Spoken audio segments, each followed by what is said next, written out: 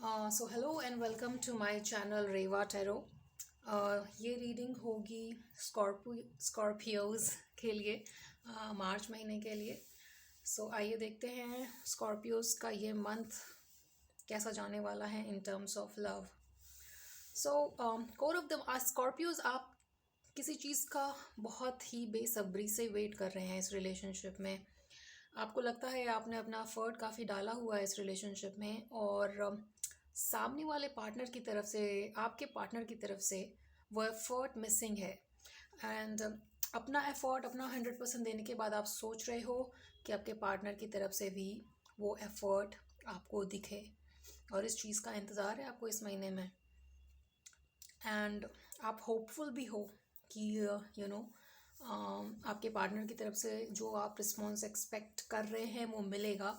और इसी सोच विचार में इस महीने आप अपनी एनर्जीज लगाने वाले हैं इन terms of love.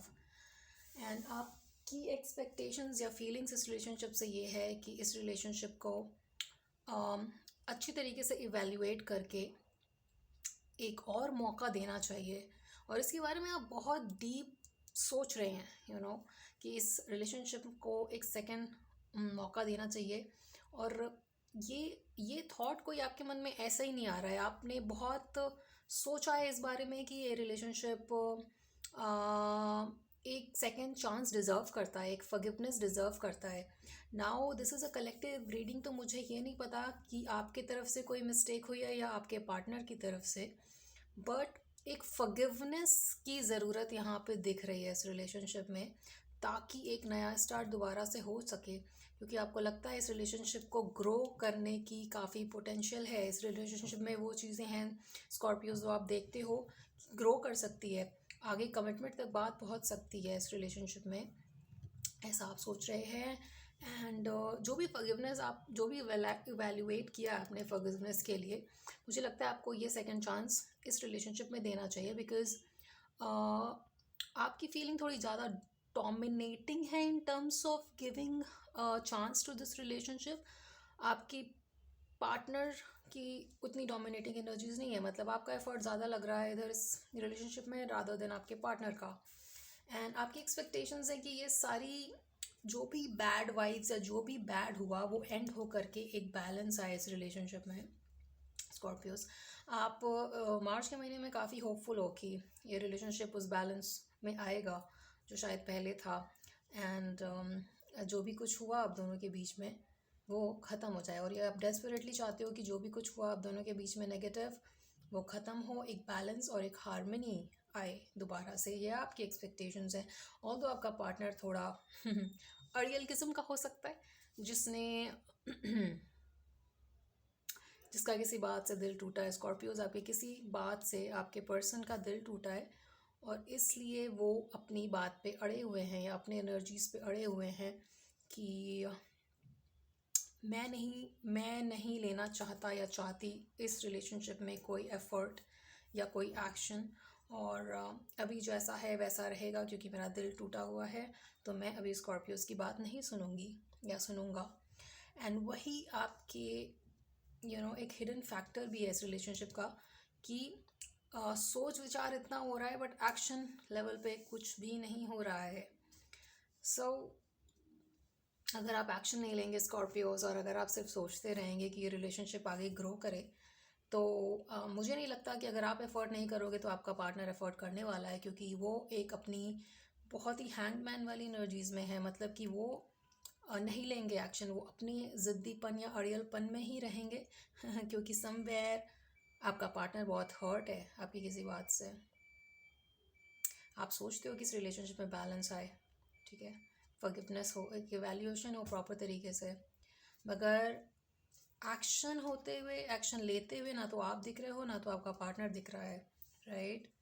Now the advice for this relationship is कि देयर इज़ नो डाउट कि इस रिलेशनशिप में लव नहीं है, बहुत ही डीप और इंटेंस कनेक्शन एंड बॉन्ड है आप दोनों का स्कॉर्पियोस आपके पर्सन के साथ। And advice for sure is this कि इस रिलेशनशिप को एक दूसरा चांस देना चाहिए, with judgement card showing and the lovers card showing plus the star card showing.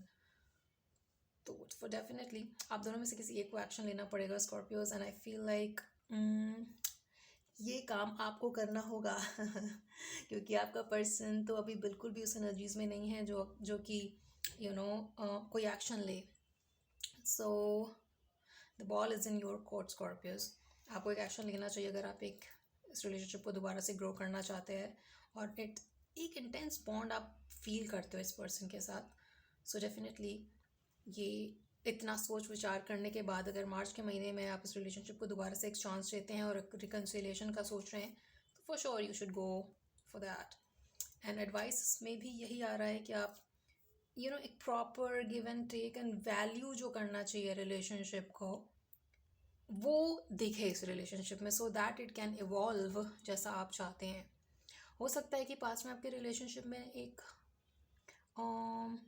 वैसा गिव एंड टेक नहीं था जिससे कि आप रिलेशनशिप को कमिटमेंट या वैल्यूबल या उस तरीके से देख पाओ जहाँ पे आप कहो कि yes this is my person.